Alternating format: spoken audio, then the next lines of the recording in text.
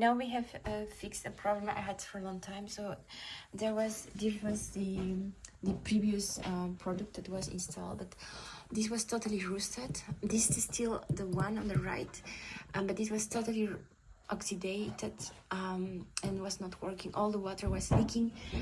Therefore, you can see a lot of mold here on the background, leaking, and also created a little bit of destruction on the furniture. Right, you see also a little opening. That's because of the water that was coming every time there.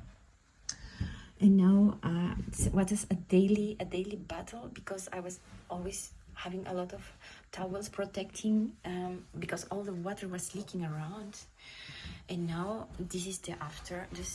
This still need to be replaced sometime, but given the fact I only use one, it's more than enough with replacing one for the moment.